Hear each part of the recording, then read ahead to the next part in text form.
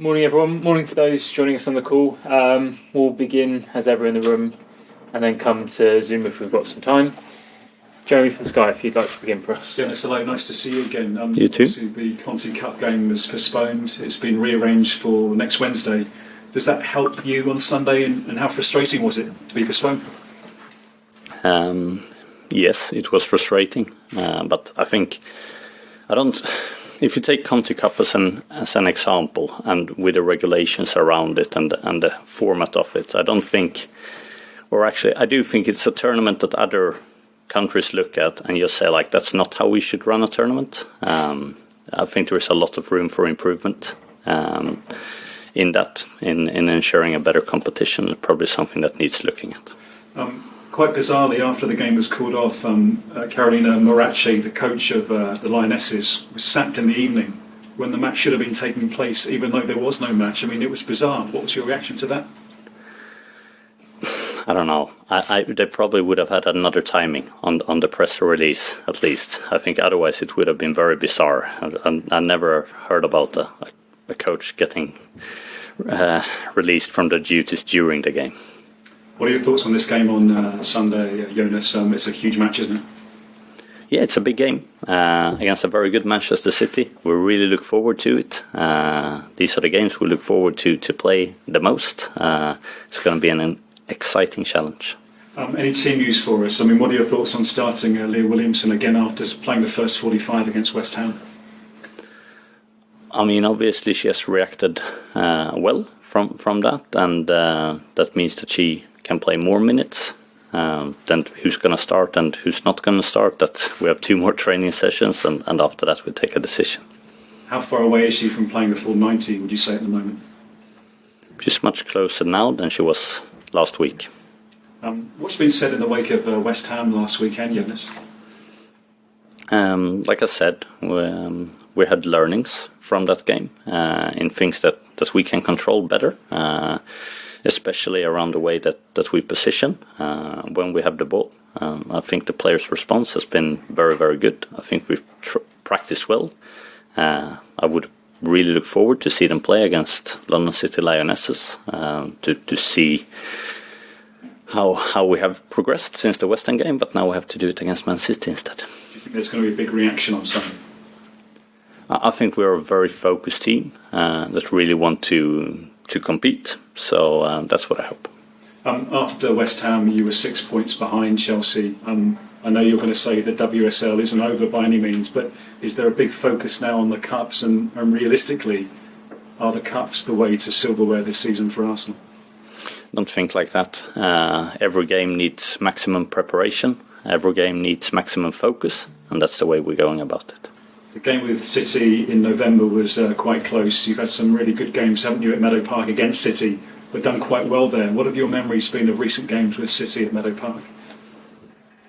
Of course, we have happy memories. I think we won all the games against Manchester City that I take a part on Meadow Park. But there have always been quite intense games, challenging games. Apart from the first one that we won 5-0, I think the games have been decided on small margins, and you need to work very hard as a collective to get those. So we know and we understand that that's going to be the case this Sunday as well. Good luck to you. Thank you. Thank you. Thanks, Jeremy. Jeremy. Yes, how are you? I'm fine. How are you? Very good. Just touching back on that Meadow Park statement, obviously big week coming up with City, then London City, and then Man United. How important is it to have the fans in those home games really pull you guys through? Our fans is extremely important to us, and both the way they support us home and away. It's been incredible, especially this season. And of course, if we can continue to get that support in these 3 games here, that's going to be a massive factor for us in order to get good performances and good results. And just again on Leah Williamson, having her back as a player is obviously massive for you, but also as a leader. Kim Little's obviously been in and out of injury. Katie McCabe is quite a solid one if there, but how important is it having Leah back just as a leader on the field? Very important. Thank you. Thanks, Jeremy. James? Hi, Jonas. Hi. After losing your previous WSL game before Christmas, you had a 5-week break before the next game, whereas this week you're meant to obviously have 2 games, and now you've got a busy run of fixtures coming up. Do you prefer having getting straight back into it after a loss like that, or is it nice to have a break to get the team away from that mindset almost? I'm adaptable. It's if you have more time, then you work with that. If you have less time, then you work with that. It's not really about what you prefer. It's about how you adapt and make the best out of the situation. And we saw Stina Blastenius during the week talk about finding this season a learning curve of trying to find her role within the squad and working within a deeper squad than last season. How important do you find cup games for getting other players into the squad, getting people incorporated in? I mean, obviously we built the squad for all our competitive games during the season. It's not only 22 league games. We hope to be involved deep in 4 competitions, but we went out early in Europe, so that shaved off, unfortunately, a couple of games for us. But we built the squad to be able to compete in all those 4 competitions. That means that the competition is tough, but it also means that there is a clear reason why you are in this squad, why we want you to be in this squad as well, because you have a clear role and responsibility to play in that. And I think Stina has been doing that very well this season. And just last for me, we saw in this season's game against Manchester City being decided by mostly mistakes and it being a very tight game. How much does that play into your preparation for this weekend's game? Like I said, it's going to be a game decided by small margins, I believe. The thing in football is you never know what moment is going to provide those small margins. And that's what makes it such an intriguing and fascinating game as well. If you would know which second to switch on, then it would be easy. But there are hundreds of potential situations that can be game deciding. And you need to treat each one of them that way. Because otherwise you're not doing the utmost of the things you can control in order to get the result. And that's the challenge. And the team that's going to do that best, I think it's the team that's going to win. Thank you. James. Sophie. To be honest, last year you had a game away to Brighton cancelled quite late because of the unplayable pitch. I think you brought the players back to the training ground and you used it as a time to have a session with them rather than just saying, oh, well, that's the day gone. I was just wondering what Wednesday looked like when you found out the game was off. Yeah, we switched our mindset very quickly. Like I said, it's no point on dwelling on the past year. So we changed the whole operation in 10 minutes time to make sure that we changed the nutrition time to the players. We were able to go out and have a good training session here. We obviously have to respect the natural light here because we don't have any floodlights to train under, and making sure the players got nutrition after. I think given the circumstances, the players did a splendid job. The staff did a splendid job making sure that we turned that around, and it really showed how far we have come as an organization in order to be able to do so and still get something out of a day, which was not what we wanted, but it was something, and that's much better than nothing. And you're playing again at Meadow Park against a team that like to be quite expansive. Maybe it's not a question you want to answer, but is there a conscious decision to play on a slightly smaller pitch at Meadow Park rather than seeing if the Emirates was a viable option? No fear at all playing them at Emirates. I would do that any day of the week. Thank you. Thanks, Sophie. We'll come to the call now. Tim, if you want to begin. Yeah, sure. Hi, Jonas. I interviewed Manu last Friday, and I think it's one of my favourite interviews I've ever done. Happy for you. Just because, we were talking about particularly the psychology of being a goalkeeper, and, I look at data and things like that, like she's catching, I think, 3 times the number of crosses she caught compared to last season. That, to me, is a very clear indication she worked very hard on that. But there's no denying that last Sunday she makes quite a big error. I think it's probably her first one of the season, but a big error nonetheless. I wondered, when something like that happens, do you have a conversation with that player? Do you leave that to Sebastian Barton? Or do you just kind of say, these things happen. Like, how do you, particularly with a character like Manu, broach something like that? Yeah, support. We work with athletes that try their very, very best in every situation, and we see it at all levels of the game that sometimes mistakes happen to it. And the worst thing I think you can do when those mistakes happen is to react in a way where it's not acceptable, because now what you create is a culture of fear. A culture of fear of making mistakes, and that's not the football that we want to portray. We want to be a brave team. We want to be a team that take initiative. We want to be a team that dare playing out against pressure, for example, that dare solving situations. And if you're going to have any chance of being that team, you have to have a culture of bravery. And that means that mistakes are going to be a part of it. And the person that never does anything will maybe never commit any clear mistakes, but it's probably the biggest mistake you do to be passive and not taking initiative. So keep going, be supportive, and as long as you're trying your very best, that's all I can ask for. Thanks. And just a quick one. It sounds like the Canadian players are going to be allowed to stay for the Manchester United game, given what Bev Priestman said. I wonder if there was any update on Emily Fox in the US with regards to that Manchester United game.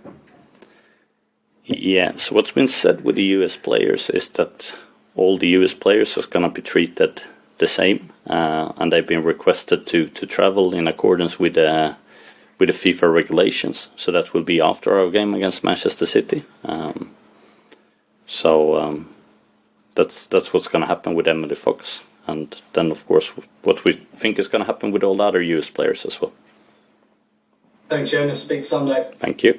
Thanks, Tim. Jesse.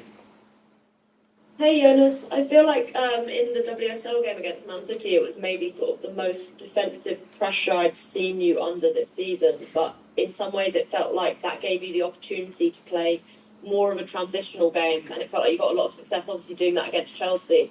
Do you think that suits this Arsenal side more, having that space to attack in that way as opposed to playing against the low blocks?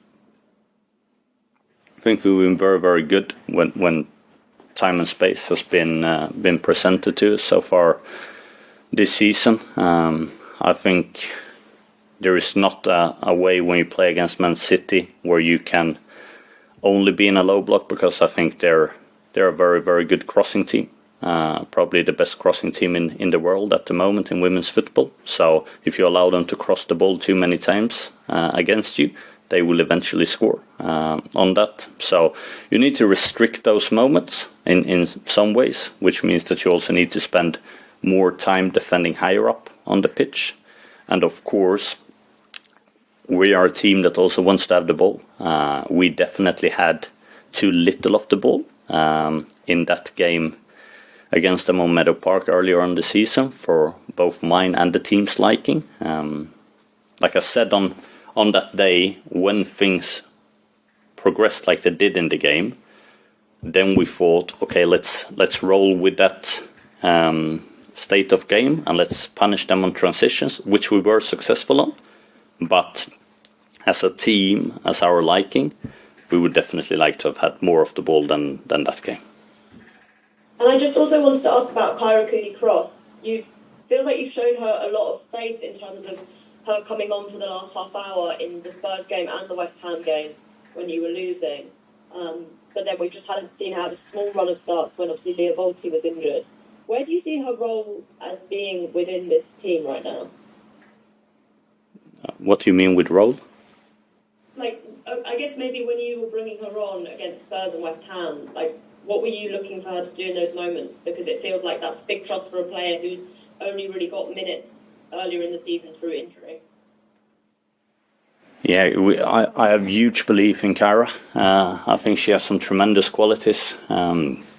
Especially, I think she's very, very good on the ball with both shorter passing and longer passing, which make her a very potent player when you try to break down low blocks, because you now as an opposition have to cover a lot of spaces in order to protect her potential passes. So in those moments when we have brought her on against both Tottenham and West Ham, it has mainly been to get advantage of both her distribution, but of course also her set piece foot. That is world class. Thank you. Thank you. Thanks, Jesse. Tom, Gary. Good morning. Could I just take you right back to your very first answer at the press conference? You mentioned about the content. I was wondering what you would like to see done to fix the competition. You cut out a little bit there, Tom. Sorry. Can you repeat that question? It might be my signal. Sorry. I was asking about the CONCACAF. You said in your first answer that there were problems with the CONCACAF. I was wondering what you would like to see fixed with the competition. Okay, I can give you a couple of examples. It's not going to be all of them. I think how you use the suspensions between the league and the County Cup is an absolute joke. How you can get a red card in the league for 2 yellow cards and you be suspended for a County Cup game and you can come back and play in the next league game. I don't see how you mix two competitions, especially when not all teams in the league is a part of that competition at the group stage. That makes it even more weird. I think when you look at any competition, what you would like to have is clear rules. If that happens, this is the consequence of it.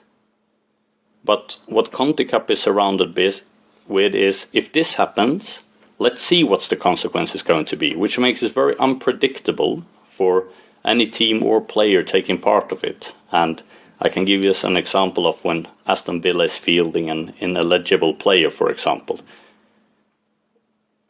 Where I come from in Sweden, you have when you play with an ineligible player, then there is a clear outcome. What happens if you do that? And I don't think that is difficult when you have a competition that shouldn't have to be a committee or a tribunal having a meeting to do that on a case-by-case basis. Then we have the pitches to that, and that's maybe more of a women's football problem than a Conti Cup problem, but still it affects here now in the Conti Cup, where you be saying that if you don't have a pitch that you can play on, because we know we're playing these games very tight in comparison here with the FA Cup and the league. See, like, what is the plan? If you can't play on your pitch, what is the plan? Do you have a reserve pitch that you can play on instead? Can we move the game to somewhere else? Or in this case here, no one knows what's going to happen when we can't play on the original pitch, which makes it really complicated, because now we have to move the game onto a different period where we have less availability on players that we had a week before, because there is a Gold Cup. So now we move a game that was before the release period of the Gold Cup inside the release period of the Gold Cup. And everyone is obviously very fine with that, because that's how we do things. But me, if I'm looking at it from a competition perspective, think there is room for improvement. And I don't think it needs to be like that. Because in Sweden, which has more severe weather than there is here in the UK, and it snows a lot, and it's a lot of tough weather conditions, games very, very, very rarely gets cancelled. And if they do get cancelled, you play them the day after on the pitch, or you move it to the reserve pitch to be able to do that. And I don't get this, why we can play the game where it's supposed to be played. Yeah, so that was a couple of examples. If I get to think about anything more really clearly, I might tell you next time we speak, Tom. Thanks, Jonas. That is actually very interesting. And just on the FA Cup, lastly, if you don't mind me asking one more, give you a sense of how badly you as a team want to get to Wembley and win this competition. Just how important is it to you? Very important. We're super motivated. We would love to go to Wembley and play the final, but we have a very challenging and interesting and exciting game now against City that we first need to focus. Thanks, Tom. We'll go to Phil. Jonas. Just a couple of quick ones. Firstly, I just wondered what you think the atmosphere will be like between you and Gareth Taylor this weekend, given the comments that he made after that match in November, the bullying accusation.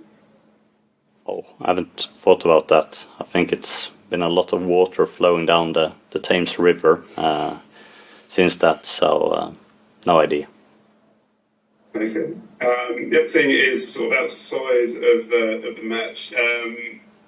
Last night, sort of emerged reports about blue cards and sin bins, sort of about to be introduced for a new trial, and it was said that the FA was possibly looking at trialling it in the women's and the men's FA Cups at some point. What are your thoughts on that sort of blue card and sin bin idea, that whole proposal? There is one rule in football that takes time into account as a consequence at the moment. It's the amount of time that the goalkeeper is allowed to control the ball with his or her hands. That's very clearly stipulated in the laws of the games to 6 seconds. If you see how that law is followed by the referees, I think there is room for improvement. I think when you talk about a game that is not managed by effective time, in order to have a consequence that's going to be in time, I can't see that that's going to come anything positive out of that. It's just going to be another incentive for the team that then gets a player temporarily sent off to slowing the time of ball in play time as much as possible during that period. And at the moment, that's just plenty of opportunities on that. For example, the goalkeeper standing with the ball in her hands for 30 seconds when it's only allowed for 6 seconds. So no, I don't hope that in that current proposal it's something that's going to be trialed on any elite level. And I think if you are going to have anything with time restrictions on in football, then you need to manage the time much better in football and have it clearer on how you make sure that the ball is in play. Oh, so you think it would increase the potential time wasting, essentially, yeah? Oh yeah, of course. It's like how the game is run at the moment, no doubt about it. Yeah. Okay, great. Cheers, thanks for that. Thank you. Brilliant. Thank you very much, everyone. Thank you. Cheers.